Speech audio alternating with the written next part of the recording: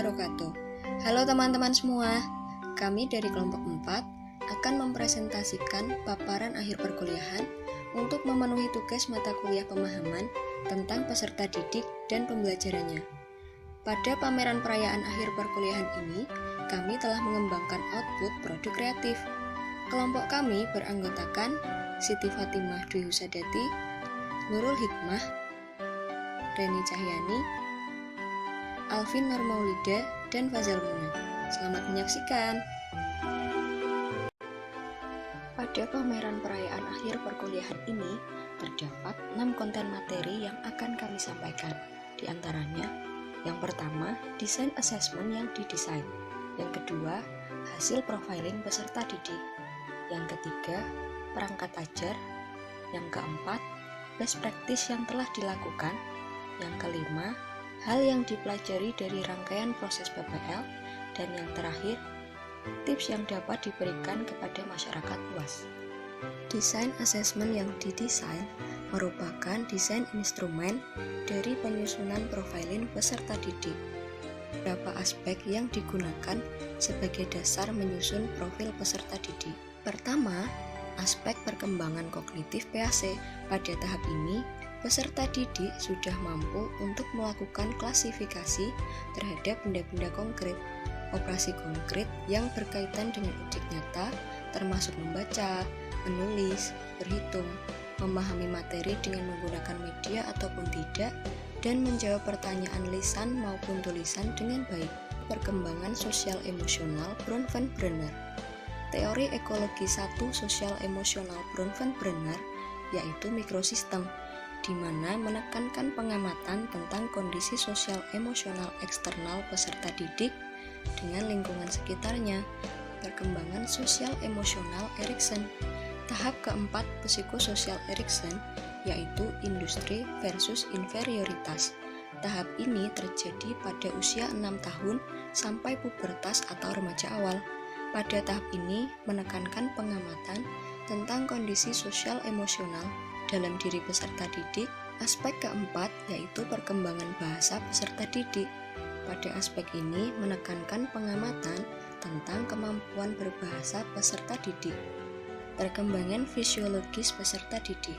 Pada aspek ini menekankan pengamatan tentang perkembangan fisik peserta didik, seperti tinggi badan, berat badan, bentuk rambut, bentuk wajah, tanda lahir, atau penggunaan alat bantu untuk beraktivitas. Etnik peserta didik.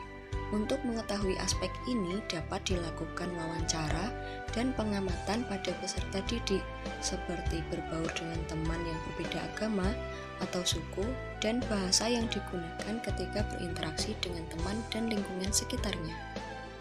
Aspek ketujuh yaitu kultural peserta didik.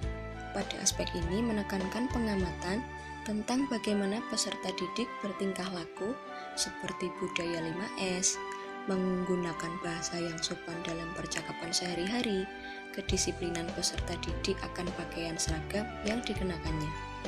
Minat belajar peserta didik.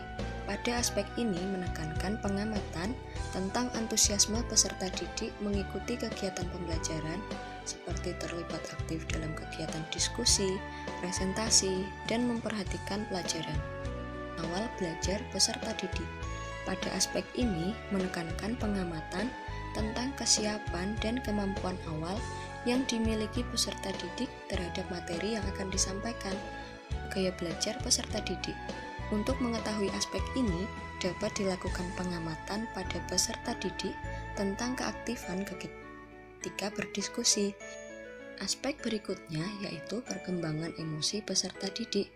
Pada aspek ini, menekankan pengamatan tentang perasaan peserta didik yang terlihat ketika mengikuti pembelajaran atau ketika pembelajaran sedang berlangsung. Perkembangan sosial peserta didik. Pada aspek ini menekankan pengamatan tentang kemampuan bersosial peserta didik, seperti gotong royong, saling menghargai perbedaan, menghormati guru ataupun warga sekolah lain. Pengembangan moral peserta didik. Pada aspek ini menekankan pengamatan tentang perilaku santun peserta didik. Aspek yang terakhir yaitu perkembangan motorik peserta didik. Pada aspek ini menekankan pengamatan tentang kegiatan yang melibatkan gerakan fisik peserta didik, seperti menggerakkan tangan dan kaki, menulis, senam, dan kegiatan olahraga. Selanjutnya, hasil profiling peserta didik. Dari hasil profiling tersebut, kelompok kami memilih Revalina Amalia Rusda untuk diobservasi. Reva memiliki kecenderungan gaya belajar visual auditori. Reva menunjukkan perasaan senang ketika mengikuti pembelajaran dan mendapatkan penghargaan atas pencapaiannya. Pada aspek perkembangan sosial, Reva dapat menempatkan diri dengan baik terhadap lingkungannya. Pada aspek perkembangan moral, Reva memiliki perilaku yang sesuai dengan norma yang berlaku. Pada aspek perkembangan motorik, Reva berkembang dengan baik sesuai usianya, baik itu motorik halus yang terlihat ketika Reva menulis atau berbicara. RPP ini disusun untuk kelas 6 pada tema 5, Wirausaha, subtema 2, Usaha di sekitarku, pada pembelajaran yang kedua. Alokasi waktu yang digunakan dalam pembelajaran ini adalah 3 kali 35 menit dengan muatan pembelajaran PPKN, SPDB, dan matematika.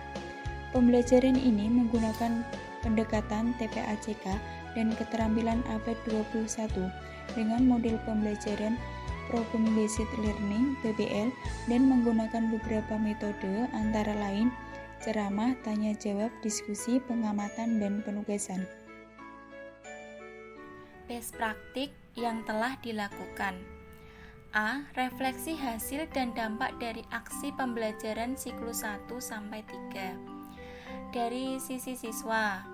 A. Siswa terlihat antusias dalam mengikuti pembelajaran. Kemudian siswa mengatakan sangat senang dengan pembelajarannya. Kemudian 2. Dari sisi guru. Guru bisa memanfaatkan media Canva untuk membuat PPT. Kemudian guru bisa membuat LKPD yang lebih baik. Respon orang lain. Pertama, tidak menyangka kalau model PBL mampu meningkatkan minat siswa. 2. Bagus karena termasuk salah satu model pembelajaran yang inovatif. Kemudian yang C, yang menjadi faktor keberhasilan. Pertama, komitmen yang kuat. 2. Pantang menyerah. 3. Optimis. 4. Doa. Kemudian yang D, apa pembelajaran dari keseluruhan proses tersebut? Pertama, sebuah tujuan akan berhasil manakala benar-benar disusun dan dilaksanakan dengan sangat baik. Yang kedua, menjadi lebih baik, semua butuh proses dan kesabaran. Yang E, kelemahan atau kekurangan dari sisi siswa. Siswa masih ada rasa canggung sesekali ketika melihat kamera yang terpasang. 2. Dari sisi guru, masih kurang maksimalnya komunikasi dengan kameramen saat pengambilan video pembelajaran. Hal yang dipelajari dari rangkaian proses selama PPL. Pertama, memberikan pengalaman untuk berkoordinasi yang baik antara teman PPL, koordinasi dengan dosen pengampu, koordinasi dengan kepala sekolah, koordinasi dengan guru pamong, maupun dengan sekolah PPL. 2. Memberikan gambaran secara langsung ekosistem sekolah melalui kegiatan observasi, baik itu budaya sekolah, pengaturan kelas, manajemen sekolah, kondisi fisik sekolah, dan sebagainya. 3. Memberikan manfaat untuk mengenal berbagai hal terkait sekolah. Di antaranya adalah manajemen sekolah yang berlaku di sekolah tersebut, kultur sekolah, serta kegiatan ekstrakurikuler dan kegiatan non-akademik lainnya yang diterapkan di sekolah. Keempat, berikan pengalaman faktual tentang proses pembelajaran yang dapat menjadi bekal untuk pengembangan diri sebagai tenaga pendidik profesional yang memiliki nilai, sikap, pengetahuan, dan keterampilan.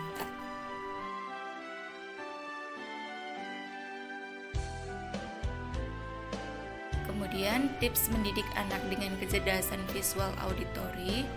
1. Perkenalkan konsep atau konten materi melalui video tergantung konten, tingkatan usia, tingkatan kelas. Kemudian berikan lingkungan yang nyaman dan tenang untuk belajar. 3.